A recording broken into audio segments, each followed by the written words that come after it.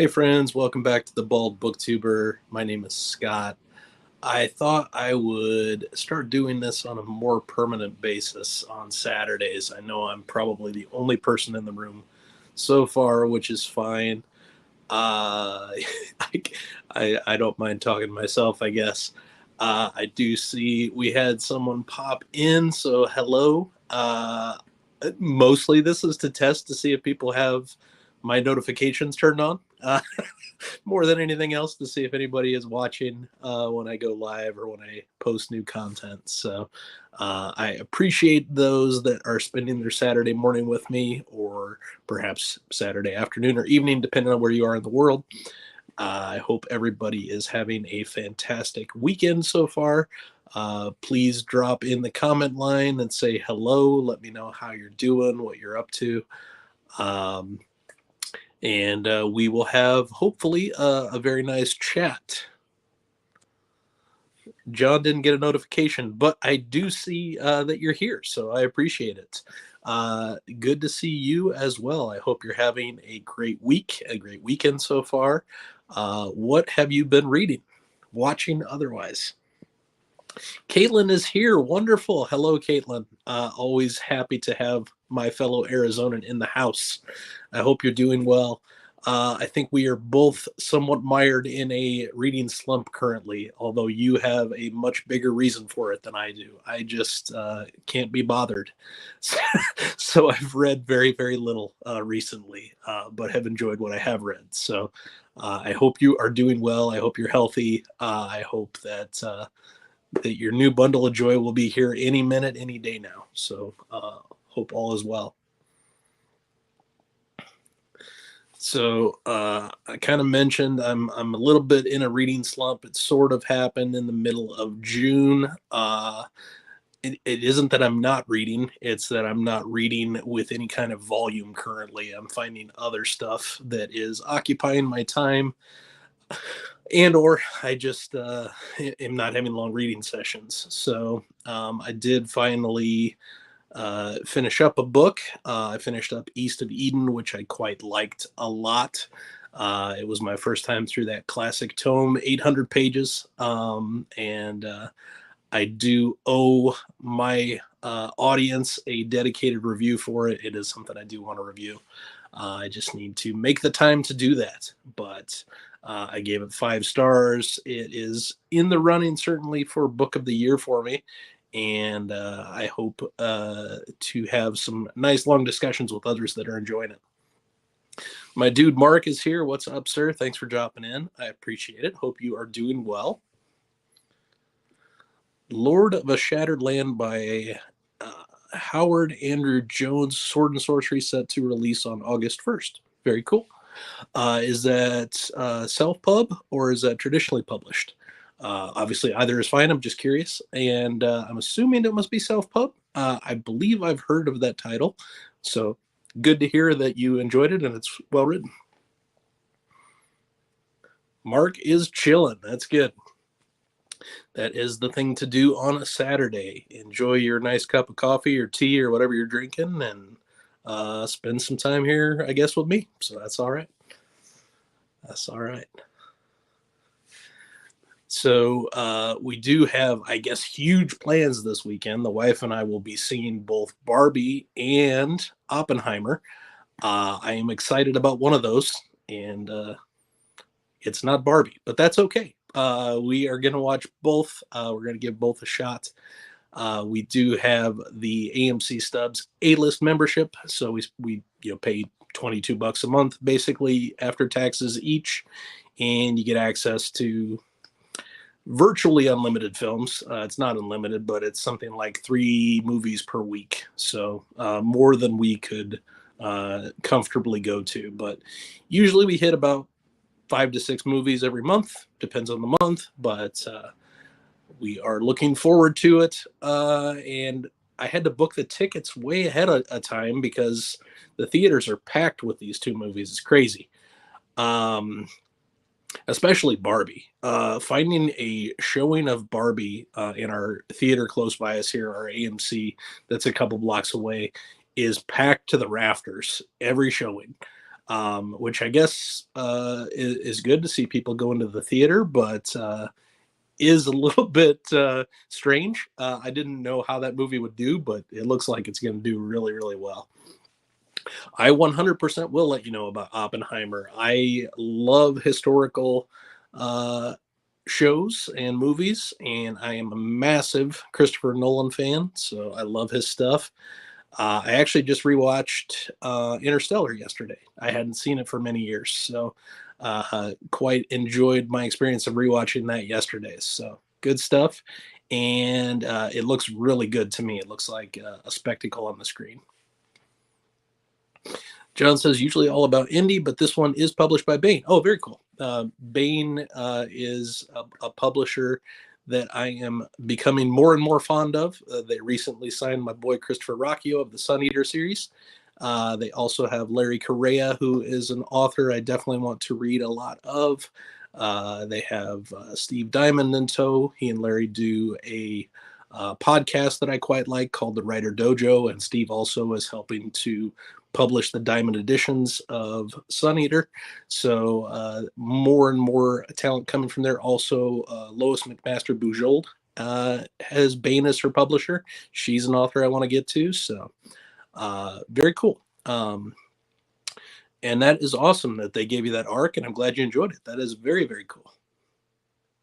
Let's see. I mean, we got to check out and see what it is. There is, let's just say there is a lot of talk around that movie, and I'm interested to see what the fuss is. So I'm if it didn't have Margot Robbie, I'm not sure she could get me to go, but it does, so I will. So there we have it. Mark is super interested as well. All right. Need to read more LMB. Also read the first 3 or so. LMB, is that? Sorry. Oh, Lois McMaster Bujold. Got it. Okay. Was trying to follow along. Steve Miller and Sharon Lee. I know they have a series that they co-write together. I haven't read it yet, but I've seen it on the shelves over at Barnes & Noble. And I believe Steve also may have done a collaboration with Larry Correa. I think they co-wrote a book together, so that's cool. Yeah, one of Rocchio's favorite writers. I've read nothing by Lois, but I would love to. She is highly, highly thought of, especially by authors that I think highly of. So Rocchio, Jim Butcher, others say that she is just masterful. So that is awesome. No, that's okay. I'm very, very bad at abbreviations, acronyms, etc. So it takes me a minute to figure out what we're talking about. So no big deal. All right. So I have been, some would say, wasting a lot of time this week. The Bullet Chess Championships were on, and some of my favorite players took part. For those that don't know what this is, Bullet is a time format where each player gets 1 minute to complete the game, which is an insanely low amount of time. You have to make split-second decisions. You have to basically make moves in advance, hoping that they work out. It is crazy to follow. It is, even for someone who loves the game and has been playing it his whole life, very, very hard to follow what's going on. And in even, who is advantaged at any point in the game. But my guy Hikaru Nakamura won it again. He beat Magnus Carlsen, in my mind, the greatest player that ever lived. And certainly a very strong Bullet player in the championship yesterday. It was a couple of hours of insane, wacky fun as Magnus built his way out of the loser's bracket to face Hikaru. And then it's basically the championship. The format was they had 45 minutes to complete as many Bullet games as they could, and the winner had to win by 2 games.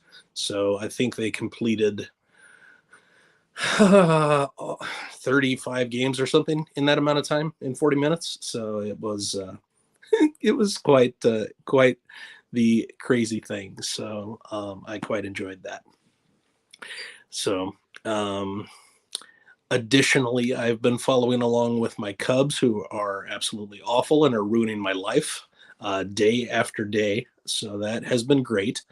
I Any day now we should be seeing the white flag being waved and the sale going through and selling off all the good players, which there frankly aren't very many, for prospects and rebuilding from scratch again for the third year in a row. So great job, Jed. You're really building a winner there in Chicago. So that's good stuff. Um, those of you that aren't sports fans or aren't chess fans are glazed over right now, don't know what I'm talking about. That's fine. But if you are into that stuff, let me know and ask questions as needed. Um, as far as what I'm currently reading, hey, Laura's here. Hello, good to see you. Saints fan. So yeah, I tried to be a Bears fan when I was a kid. I was like, I'm gonna like all of the Chicago sports teams. I grew up in Omaha, Nebraska, so it's close enough to Chicago. It's a 1 hour flight.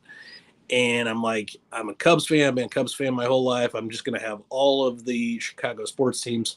I watched one Bears game and it was absolutely humiliating. And I said, I can't do this. I already have one team ruining my life. I don't need multiple teams. So that was my limited fandom with the NFL. Um, I have nothing against it. I'll watch NFL games if they're on, but I'm much, much more of a college football fan growing up in Nebraska, and that has not been good either. So, sports has not been great for me. Yeah, I knew you. I knew you followed it a bit, Mark. Yeah, he live streamed all of the games for this championship, which is absolutely insanity. To be able to play 1 minute chess is incredibly hard. To be able to live commentate on your games while you're doing it is he's one person out of the population that would be able to do that. So very, very cool. I did watch some of his stream and some of the coverage from chess.com. So a little bit back and forth, but that's all right. Oh, that's all right, man. Thanks for dropping in. It was good to see you.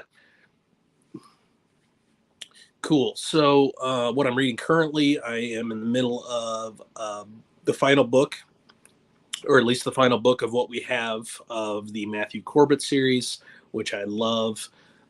From Yep, take care, my friend. The final book in the Matthew Corbett, or what we have. We think there's going to be at least one more.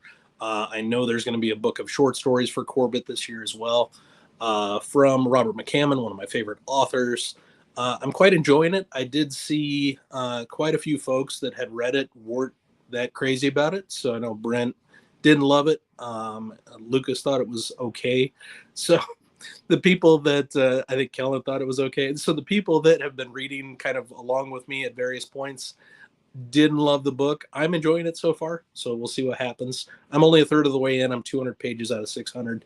So I'm hoping I need to get that wrapped up. And my plan is hopefully within the next day or two, I'll have that wrapped up and I'll have a clean slate. And then when Lightbringer from Pierce Brown comes out on Tuesday, I'll be ready to rock. So I'm very excited about that. Yeah.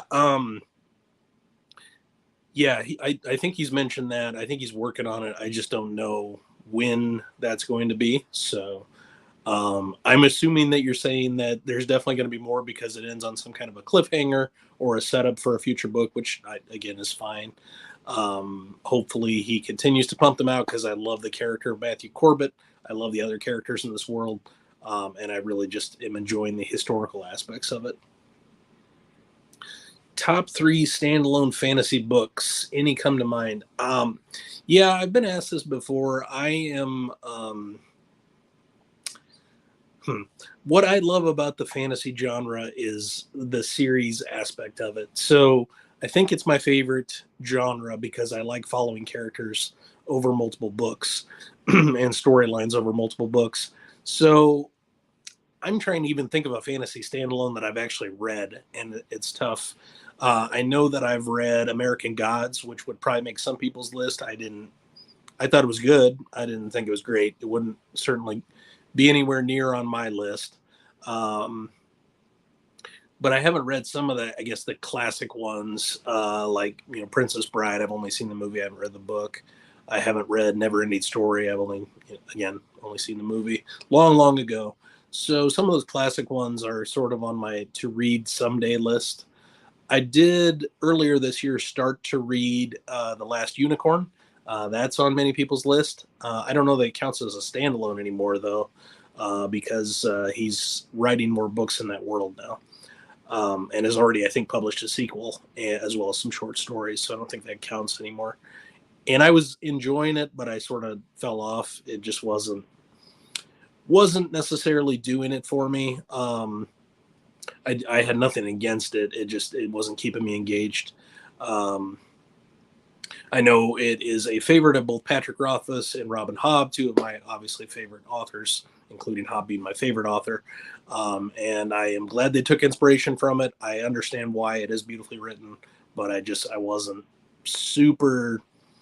I was never excited to pick it up, I guess. And so I ended up shelving it for now.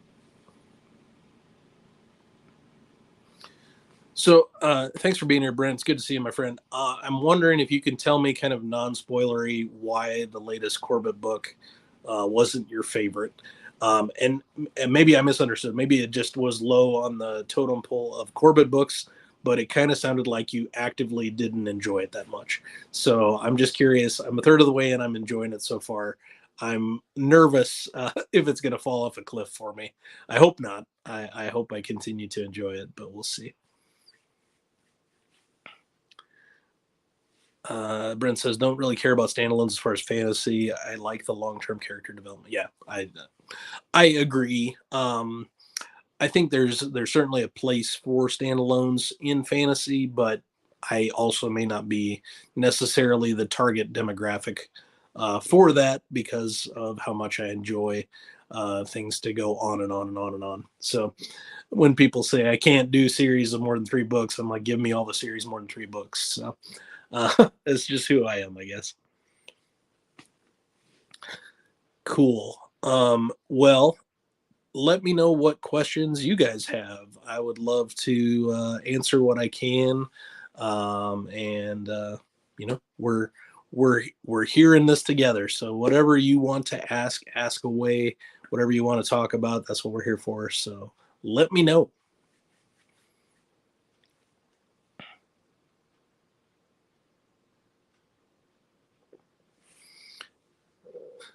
Regarding King of Shadows, I'll just say it felt too side questy. Okay, I guess that's fair enough. That's sort of the premise of kind of where they're going to. So if there are side quests within the side quests, I can see where that would be a little bit not great. I am anxious to see if there are some actual supernatural elements that have been getting hinted at throughout the series, or if it's all kind of skated around at this point. But yeah, I'm in it. I'm enjoying it. So we'll see how it goes.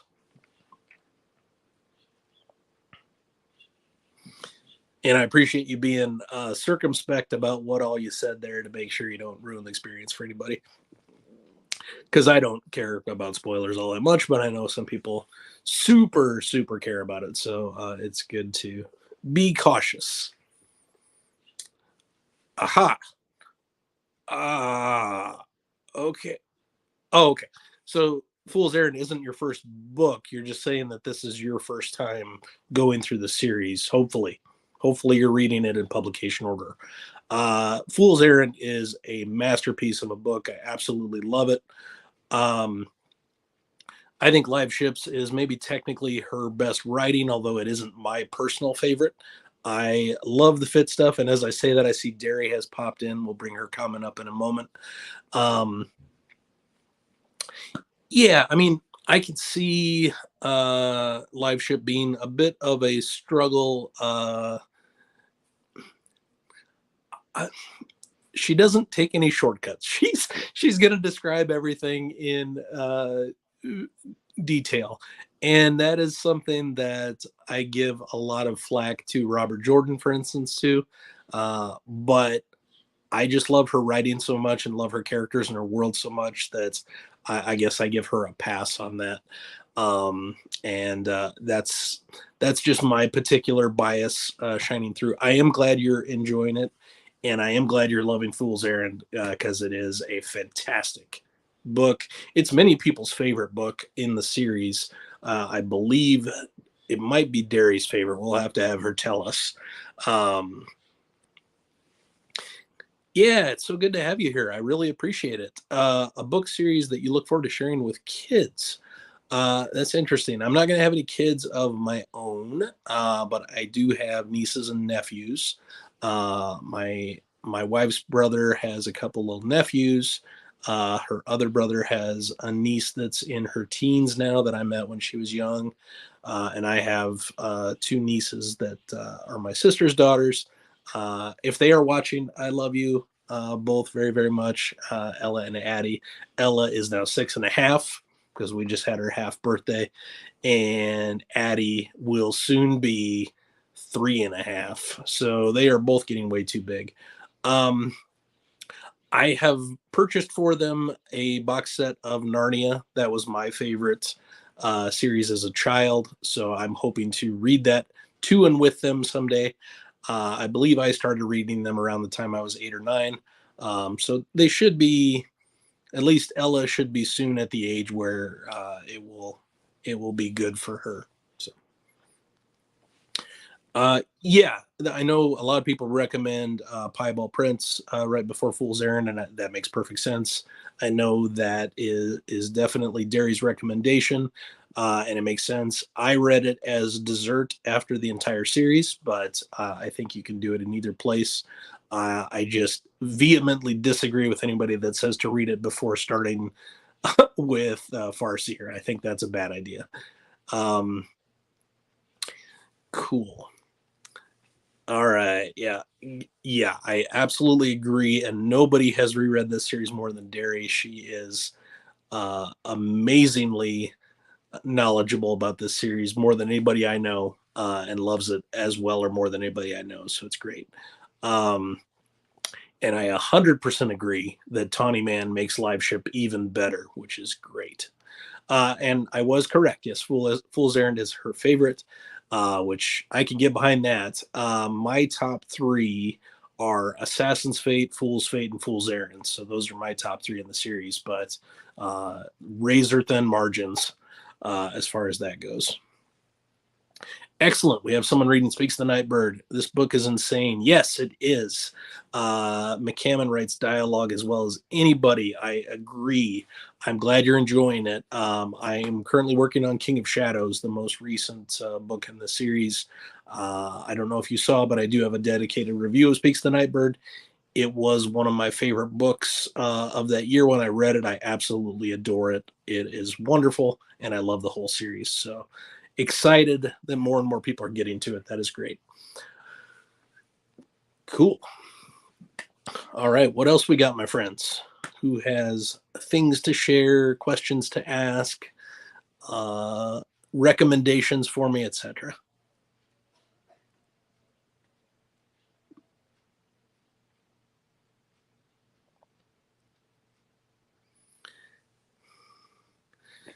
Yeah. Favorite books outside of fantasy. My favorite just novel overall is Atlas Shrugged by Ayn Rand. Which is going to get me in trouble. People are going to say that capitalism is evil and she's an evil person because she supports it and all this stuff, which is fine, no problem. I don't mind that. But that is my absolute favorite book. I've read multiple times. I did also just complete East of Eden by John Steinbeck. That certainly goes among my favorite books I've ever read. That is not fantasy. Um, Trying to think of some others along the way that I've really loved that are not fantasy. Um, Mostly what I read is fantasy sci-fi, so it's a little bit hard. I would also say other Ayn Rand books that I really love, like The Fountainhead, Romantic Manifesto, etc., would be on that list. Um, huh. Yeah, so I'm probably not the guy to go to for classics and stuff outside of fantasy, it would seem. Yeah, no, that's all right. I decided about 10 minutes before going live Zen that I was going live. So I mentioned it to my wife last night. Hey, I might go live in the morning, and she said, "Yeah, whatever." Uh, no, she didn't. She's very, very supportive, and I love her very much. Um, but yeah, I decided this is something I'd like to do a little more regularly on Saturdays. I get some great folks in on Saturdays to do this, and hopefully this time works for people. But I appreciate you being here, man. Always, always a pleasure. Bioshock is a favorite game because narratively, all it's doing is, yeah, that's nice. That's fair. I know it's not going to be for everybody. I have zero issue with folks that have read her books and don't like them. I'm not as enamored by people that automatically assume they're bad without having read them, but obviously that happens, so no big deal. All right, read Assassin's Apprentice a few years ago. Didn't like it. It's not going to be for everybody.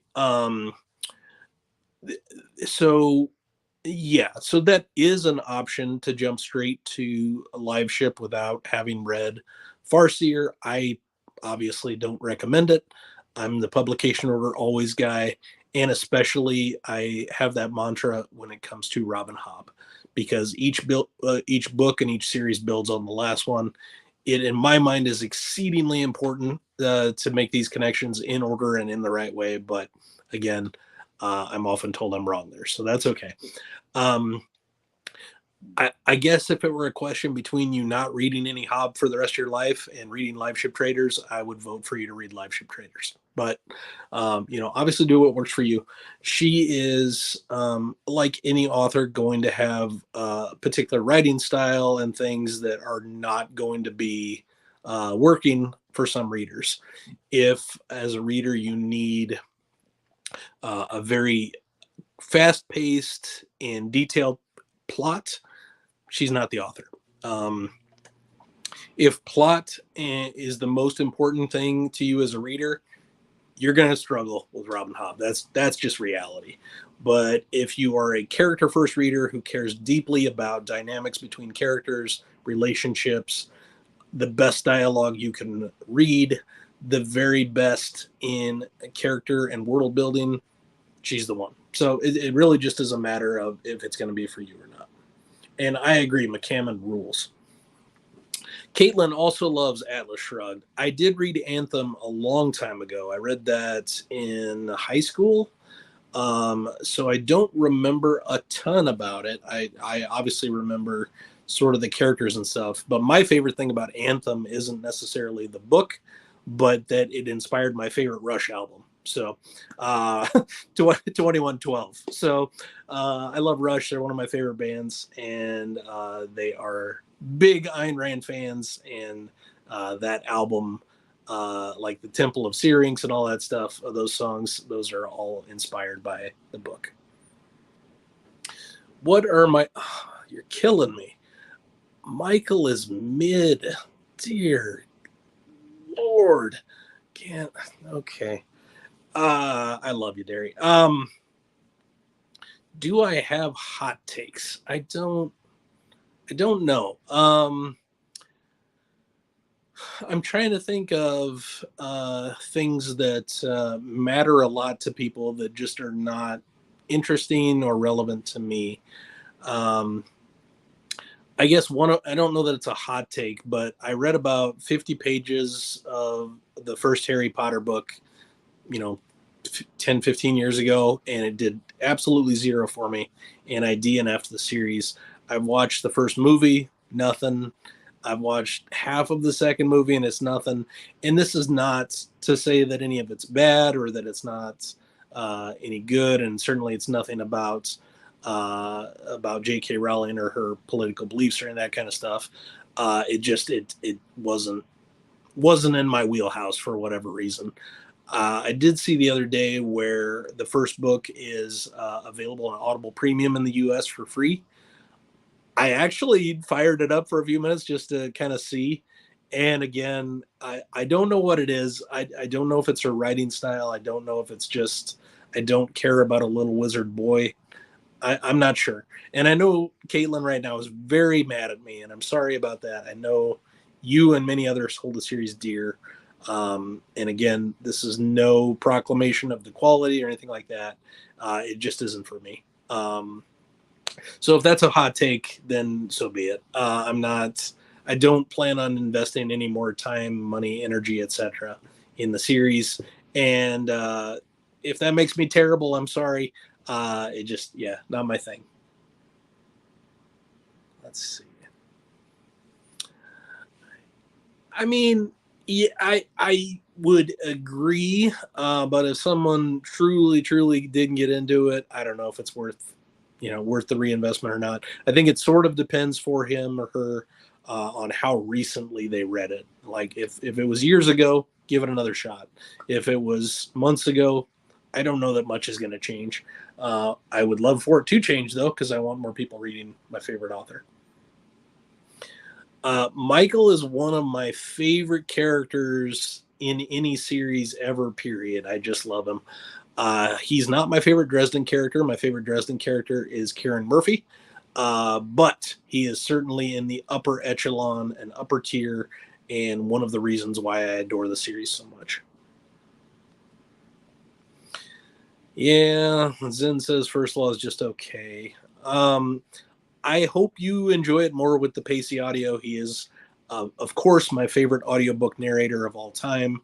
I listen to a lot of audiobooks. Nothing could touch Stephen Pacey. Um, so you read it a long time ago, so that's fine. For me, the key with Abercrombie is his humor lands harder than any humor that anybody else writes. I absolutely adore the way that he writes humor. I always laugh through these books, no matter which book it is in the series, and I love revisiting them and revisiting his humor. So that's what it is for me. Some of the S-list of S tier characters. Glocta is my second favorite character in fantasy behind Tyrion Lannister. So there's a lot for me there, but I know First Law again isn't going to be everybody's cup of tea, which is fine. Let's see. Yeah, the one I was listening to was the Jim Dale audio, and it was, I mean, the audio production was good. I assume I would like the Stephen Fry version better because I do like him as a narrator a lot. But again, yeah, those are hard to find in the U.S. One thing, and the other thing is I'm just not. And an argument could be made that I'm not giving it a chance, and that's probably true. But it isn't. It isn't anything that I find, it's not moving the needle for me. So, what did I do here? Well, I know. I mean, I was already when the first Harry Potter came out. I was a senior in high school. I was 18. And at that point, I was already reading stuff like Ayn Rand, and I was reading Lord of the Rings for the umpteenth time and that kind of stuff. It was a few years before I discovered A Song of Ice and Fire, which has become obviously my favorite thing. I just maybe if I'd have been younger and it would have hit at the right time, that would have mattered to me. But I know plenty of people my age and even older that adore it. So I don't know what the disconnect is. I just it's not my thing.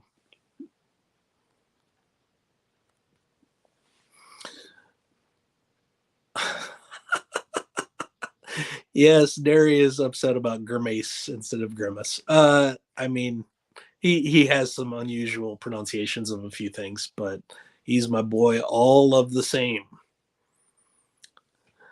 Um, Wheel of Time is an interesting one. I really enjoyed my read through of it. I had read the first three books when I was younger, not young, but like in my late teens, early 20s, which was a long time ago. And then during the pandemic, discovered Mike's channel and had been watching that he had been reading them. So I'm like, yeah, I'm going to do this finally. something I'd wanted to do for a while. I can't really be a fantasy fan in my eyes if I don't go through Wheel of Time, and I did, and I'm happy that I did. I really enjoyed it. Um, for me, the thing with Wheel of Time is that the books that I love, I really, really love. So those first six books, immaculate. I love all of them for various reasons. And the final four books, just chef's kiss. I love them. It's those middle books that I really did not like. And maybe that's influenced by the fact that people had warned me about the slog. Maybe it's influenced by something else, but I did not have a good time at all with books 7 through 10. Um, and I didn't particularly enjoy the novella either. I didn't hate it, but I didn't like it that much. So those were all 2 to 3 star reads. And you're saying, well, 3 stars not that bad. Well, it's not, and that's okay. But when I'm investing that much time and energy into something, I'd rather have it be great. So um, it's a hard one to recommend at this point because so many people just really enjoy trying to bury it and trying to make it more horrible than it is. But it's something I would recommend people at least try if they're into the fantasy genre. As it's up to them. But let's see, what will bug you? Oh, yeah. Okay. Yeah, 32 and 29, those are perfect ages. I am a lot older than that.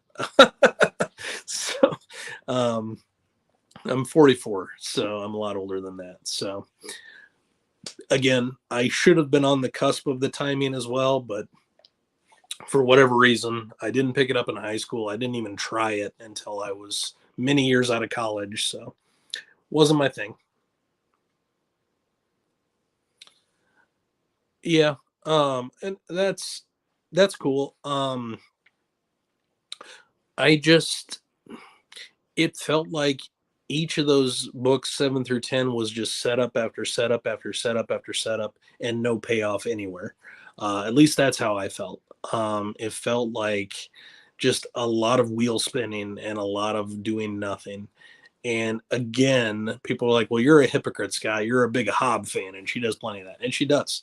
I happen to love her writing and love her characters, and I can deal with that. So, it is what it is. I never promised to be internally consistent. What's an opinion that surprised you about books you know well when you found BookTube? Not sure if that is directed to me or not. Opinion that surprised you about books you know well when you found BookTube. Um, I don't know. I'll have to think through that, I guess. Um, I would have expected the King Killer Chronicles to be maybe better received than it is. There is plenty of hatred and vitriol towards that series, and I'm sure part of it is just because Rothfuss doesn't help himself on the PR front. But I've loved those books since many years now. I read Name of the Wind shortly after it was released, and it's one of my favorite series.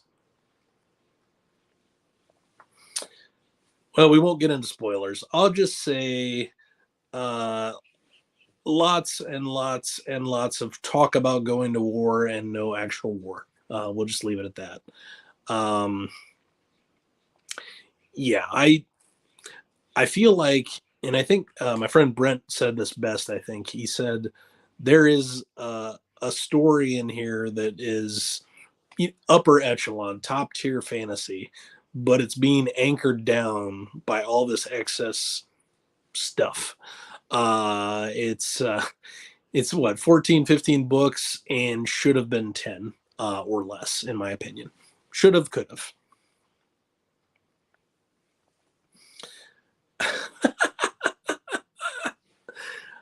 Yeah, that's interesting. I just think Fitz is a very bad decision maker and doesn't always have the most self awareness. But there's probably some aspects of of him being depressed as well, I would guess.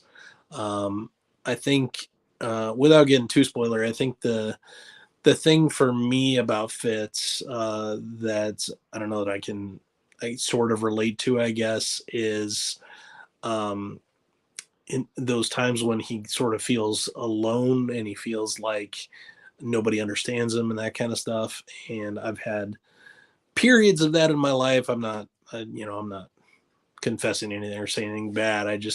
I sort of understand where he's coming from at times when he sort of feels like he's on an island and others don't understand him. Yeah, I don't know that Fitz is dumb. I think it's more a matter of he makes poor decisions. I don't think it's a matter of intelligence. I think it's a matter of not always working to fully understand the full picture and to make snap decisions with limited information that end up being quite poor. Yeah, Laura's reading some McCammon. Yeah. Yeah, Boy's Life is my favorite McCammon book that I've read to date. I like it more. Uh, let's see. Oh, you didn't like Speaks the Nightbird. Okay, well that's a bummer, but that's okay. Speaks the Nightbird and the Corbett series are historical fiction, where Boy's Life is not that. It is set in a historical setting, but it's really more about a coming of age tale. And it's immaculate. It's one of the best books I've ever read. It's tremendous. I love it quite a bit more than Swan Song, and I adore Swan Song. He does get a bit mopey. That is not wrong. Yeah. Um, no, I get it, and my heart is with you, my friend. We are here if you want to talk ever. Good gracious, you're killing me today, Zen, but nothing new there. That's okay. Um, yeah, again, I don't. It's not a comparison I would make. Boy's Life feels like it's the sort of book that could have been written by Stephen King, but I wouldn't personally compare it to it in any way. They're both coming of age, and that is where the similarities end, in my opinion. So that's I don't get it. And I sort of agree with you that expectations can ruin a book. Um, in general, I don't want to know a lot about a book going in. What I want to know is, do people that whose opinion I respect think highly of it or don't like it? That's the extent of what I want to know. I don't want necessarily comparisons to other books. I don't want detailed information about the characters or the plot or the storyline or the setting. I want to know, if I want to know anything, I want to know the people that I admire, their reading taste. Do they like it or not? Yeah, Terry Goodkind's an interesting one. I have tried to read Wizard's First Rule about 3 times. It's not for me. I don't have anything particularly against it. I just was not particularly vibing with his writing style. Um, and I tried the audiobook and I certainly didn't enjoy that narration, so that didn't help.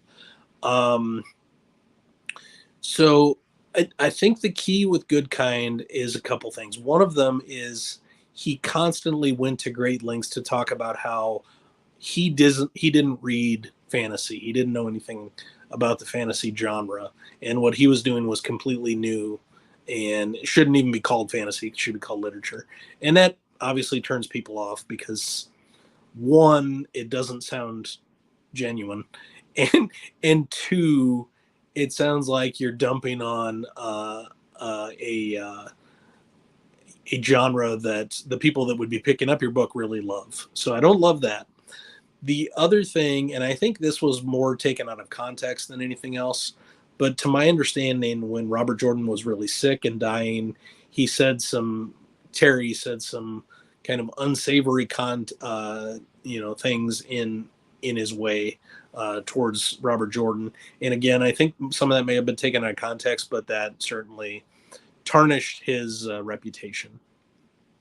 In general, I should be the demographic for Terry Goodkind because I know he was a massive Ayn Rand fan and included a lot of her ideas in his work. But just for whatever reason, I didn't have a good time the small amount that I've read, the 150, 200 pages that I've read of his. Do I get hungry reading Song of Ice and Fire? I do. George does love to write food scenes, and it does appear to be a bit of a hobby of his, not just eating, but talking about eating. So that's good. Yes, I often get hungry reading Song of Ice and Fire books. That is correct. I think I missed something. Let's see. Mentioned a few times, not sure if we were around, Scott. I talked to the lady at my. Oh, very cool. More members of the Empire, which, since I have you, Derry, you should read Sun Eater. You would adore it. I have every reason to suspect that it would be exactly your thing.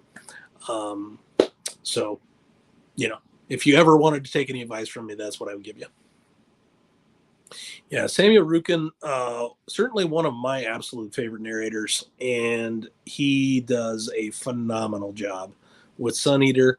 I want to read the new Elric collection books by Michael Moorcock simply because Rukin does the narration for them. That's the reason I want to read those. Other than I want to expand my horizons and read some old stuff. I have not read Jay Kristoff. Nothing, no reason particularly not to. I just it hasn't been something that has jumped out as something that I thought would be up my alley. I know a lot of people love it. Mike is a huge fan. My friend Brent loves these books. Madison loves them. Plenty of people really, really enjoy Kristoff's books, both the Nevernight series and Empire of the Vampire series. That second book is coming out this year, late or next year, I think. So, yeah, maybe at some point. I don't know that it's going to be my thing or not, and I haven't made it a priority to. Excellent. Zen is backing me, and Derry is doing the right thing. Excellent. Obviously, one of my absolute favorite series. Rockio as a person is one of my favorite people. He has been on the channel multiple times. He has been very gracious in spending time with me, talking through his top 10 list of fantasy books / series and going through the Book of the New Sun with me. So I can't thank him enough. And he's very, very busy lately trying to meet some writing deadlines, which one thing you can always count on from Rockio, he's going to hit his deadlines. And he has a wonderful new daughter that he's hanging out with. So congratulations to him and Jenna. That is wonderful. So I'm very, very happy for them. Yeah, things are going well in Rockio land, it seems. Cool. What else we got, my friends?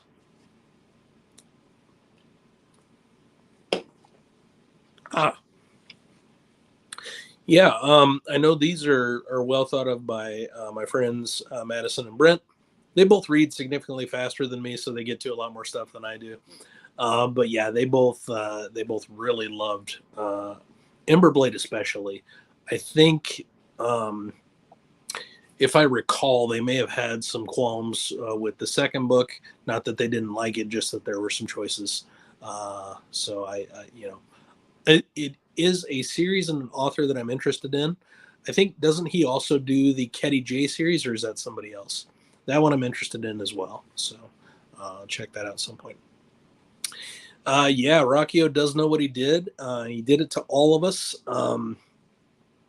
There are folks that were unaffected by Kingdoms of Death and felt like those characters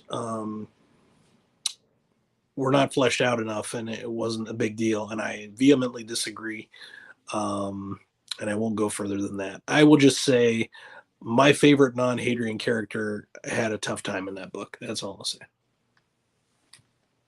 Deus Ex Machina isn't as bad as people say, my hot take. I think it depends on how it's executed. I think most things can be done well. There is a reason that this has been part of storytelling for a long time. Uh, Obviously means God in the machine. It means that there is a bailout at some point from an unexpected source. Um, I think if it is set up properly and at least hinted towards, that can be a nice payoff. I think if it absolutely comes out of nowhere and you don't understand why it happened or how it happened, that can get a little annoying to me, and perhaps others. But yeah, it just sort of depends. And like I said, anything can be executed well. Like, I hate present tense when I despise it. But I love the Red Rising series. That's present tense. I love Project Hail Mary, present tense. So it can be done well. Anything can be done, and executed quite well.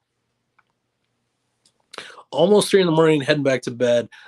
Derry, thank you so much for taking the time to hang out with us. I always appreciate you, my friend, and I hope you get some good sleep, and I hope you enjoy the rest of your weekend. I believe the Ketty J series is steampunk or some sort of um, in that vein type of sci-fi. I think it has like airships and stuff like that. I think they're airship pirates, I think is what it is. I've heard people talk glowingly about the series. It sounds fun. And I've heard that the audiobooks are quite good for them as well. I forget offhand who the narrator is, but I know it's someone that does well. I haven't read They Thirst yet. I'm hoping to get to that. I'm not the biggest vampire guy in the world. I don't dislike them, but it's not my favorite. But I want to check out his take on vampires. Um, just see what it's all about. I'll read any McCammon and hopefully read all of them at some point. But that's one I haven't gotten to yet. I've heard sort of mixed reviews, but I think largely mixed to positive. So that's all right. Yes, have a wonderful night, Derry. Cool. What else we got, friends? We can hang out here as long as there are questions to be answered, things to be talked about. So let me know what everybody is interested in. What do you want to hear about? See, do you tell me?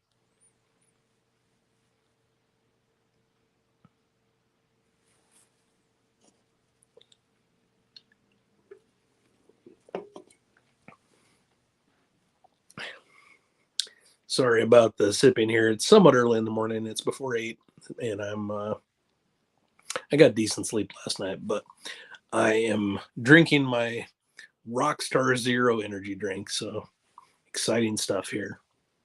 I don't drink coffee, so I have to rely on energy drinks, and I try to do the ones that are zero sugar, zero carbs. And that's more information than anybody cared about or wanted to know, but there we have it. All right. Did I miss anything? Scrolling through here. Let's see. I think we're caught up. Oh, we got a couple new ones in here. Yep. Caitlin has to go. That is just fine. It was very nice of you to spend some time with me. I hope you have an amazing weekend. I hope you're keeping yourself healthy. And thank you. We will try to enjoy our movie dates. And hopefully we end up enjoying both movies. That would be the best case scenario. But I'm sort of going in with the expectation that I will love Oppenheimer and I will not particularly love Barbie, but we will see what happens.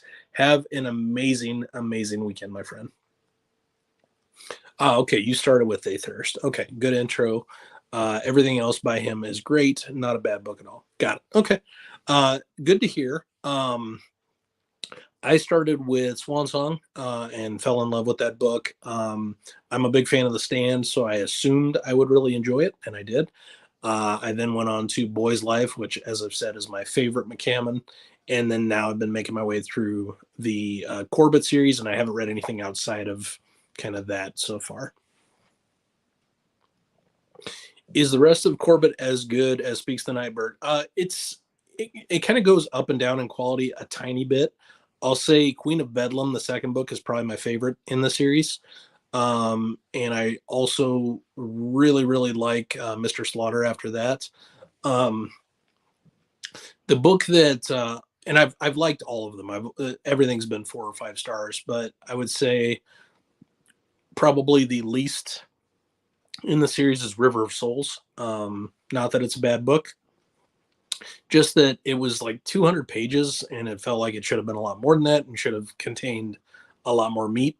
It felt like just a setup novella type of book, and I wanted more. So, um, nothing bad about it. There were some, in every book, there's some odd choices, but I don't mind that. He's kind of doing his own thing, which is fine.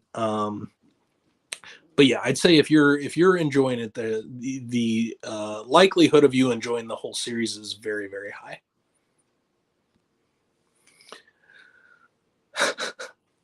All right. Yeah, you don't drink coffee either, Zen, or energy drinks. All right. How do you? I guess you don't get caffeinated. I guess maybe you just get better sleep than I do, which is fine. Yeah, Laura. I am a huge fan of Five Warrior Angels as well. Yeah, fighting in yeah, yeah. I think if I had one criticism about the series, and I don't think this is Durfee's fault. I think it should have been a 5 book series. I think he wanted a 5 book series. Everything in the series is based around the number five. And I think the editor just kind of pulled the rug out from under him and said, you need to wrap it up in a trilogy. And he had so much that he needed to accomplish and do in that 3rd book, um, that it a little bit at times felt like there was way too much going on, at least from where I sat. Um, I will say, not having the audio for the 3rd book, and we still don't have it, impacted my enjoyment as well, because I am a massive Tim Gerard Reynolds fan. So I'm gonna reread that 3rd book, at least maybe the whole series, when we get that audio book. So I need to re-experience it with Reynolds doing the narration. I think I'll pick more out of it, but I thought the 3rd book was very, very good. One of my favorites of that year, but also I think some missed opportunities, and not necessarily through the fault of Mr. Durfee, but because of the way the editor and the publisher done him dirty. So 6 hours last night. I just never developed a dependency on caffeine, so I have energy. Well, that's fine. That's good. Cool. All right, we've got. I mean, we can stay later if we want to, if people still have questions, or if you have some last minute stuff, and then we might sign out for now. I do plan to make this sort of a. I've said this before and didn't make it happen, but this time I want to make it happen. I want to make this sort of a regular thing on Saturday mornings. I like having people to talk to about this stuff, and if folks are going to tune in, as you find folks have, I will definitely make it a point to do that. So, yeah. So, Changes is my second favorite in the series. It's one of my favorite books of all time.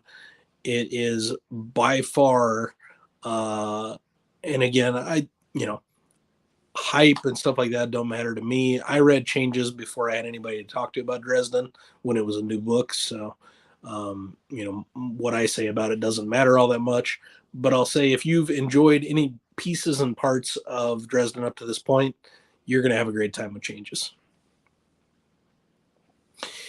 Yeah,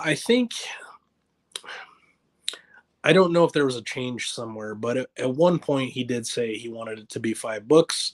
Each book was going to be titled after one of the 5 weapons, and it just didn't happen. So I think a missed opportunity there, and not necessarily his fault, but a bummer in any case. My favorite Dresden book is Battleground, which, depending on who you talk to, is either their favorite or in their top 5 or their least favorite. So, depends on who you talk to. Leslie over at the Nerdy Narrative hates the book, which is fine. I love Leslie, but she hates a book that's dear to me. But yeah, I read Battleground the day it was released in essentially one sitting, and had an amazing time. So it is my favorite. I know Jake Bishop rates them changes and then Battleground. So just depends on who you talk to, but I adore it. And there you have it. Right. Yeah, that's what I was saying. Yeah. And that didn't work out, which is unfortunate because I like the names of the other weapons. What Ethic Shroud and Afflicting Fire, isn't it? Both of those are such cool names. Those will be awesome names, awesome titles for books, but didn't happen. So I'm hopeful that Durfee isn't done writing. I don't know if he's working on anything currently, but I think he is insanely talented. And obviously, I love his persona on YouTube. I love his channel. I'll watch him review anything, whether I've read it or not. Um, I just think he's a really cool guy, and I want nothing but the best for him. So I hope he writes more, and we'll see what happens. Cool. What else, friends?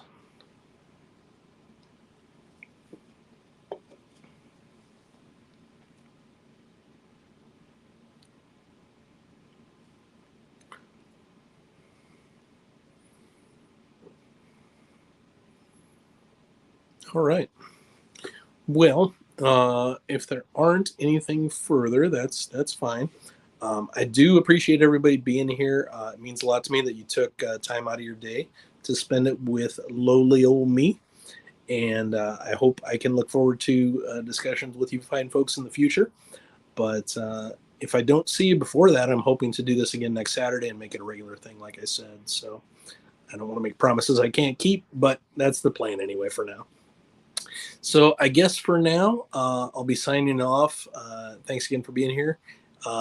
Yep, Zen has to go anyway, but it was fun. Thanks, man. I appreciate you being here. As always, my friends, publication order always.